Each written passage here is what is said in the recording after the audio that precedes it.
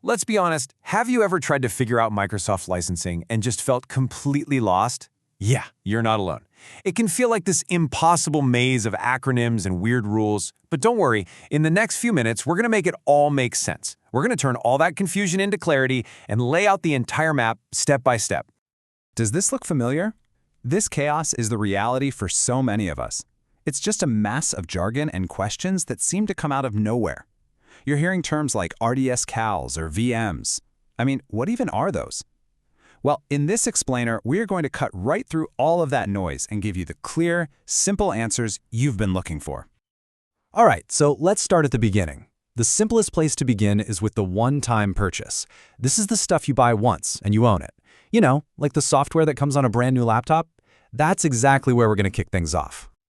Okay, first up, you've got OEM. This is probably the one you've encountered most, even if you didn't know the name.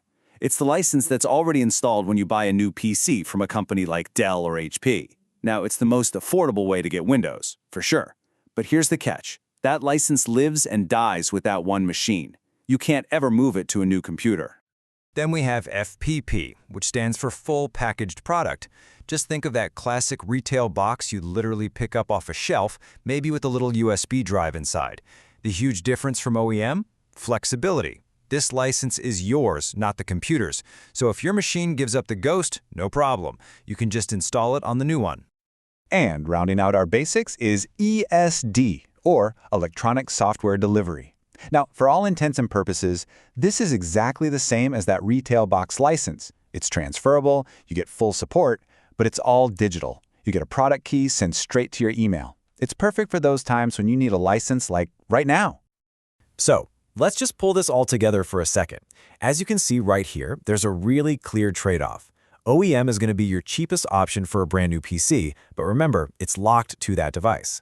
FPP and ESD cost a little more, but they give you that freedom to move the license if you need to, with ESD just being the instant digital version.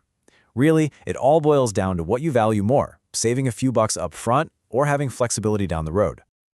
Okay, buying one license is pretty straightforward. But can you imagine trying to manage dozens of different retail boxes or tracking 100 different emails with product keys? It would be an absolute nightmare. This is where the whole model has to change, which brings us to how businesses do it. So for any organization, the answer is something called volume licensing. It's a whole different framework, and it's designed specifically to make buying and managing software at a larger scale not just possible, but actually efficient. It's all about getting away from single purchases and into one single managed agreement. So what does it take to get into this world? You might be surprised.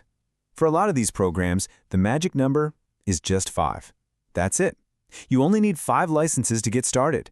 You don't have to be some giant corporation. Even smaller businesses can get the benefits of buying in bulk. At its heart, volume licensing is just a single contract that lets you buy a bunch of licenses at once. And one of the biggest wins here is centralized control. Instead of trying to keep track of tons of individual keys, you have one portal, one agreement to see and manage everything. And the perks are actually really significant. Besides that central management, you get something called downgrade rights. This is huge. It means you can buy the newest version, say Windows Server 2025, but install an older one, like 2022, if that's what your systems need. You can also add on software assurance, which gets you free upgrades to new versions, and you get flexible ways to pay.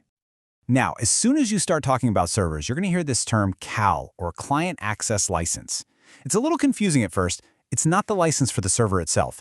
Think of it like this. The server software is the building. But every single person or device that needs to get inside needs a CAL. That's their key to unlock the door and use the services inside.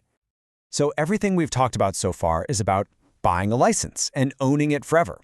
But the entire software world has been shifting to a totally different model.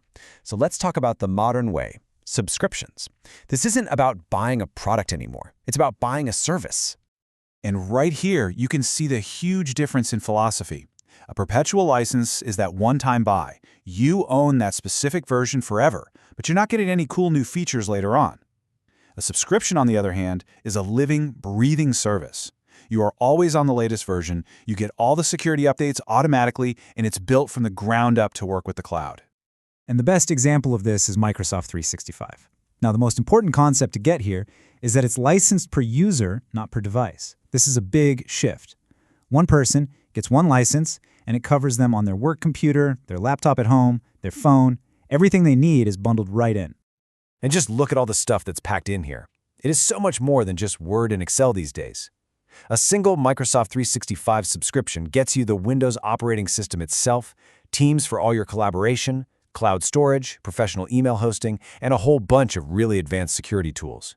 It's the whole shebang in one package. Whew.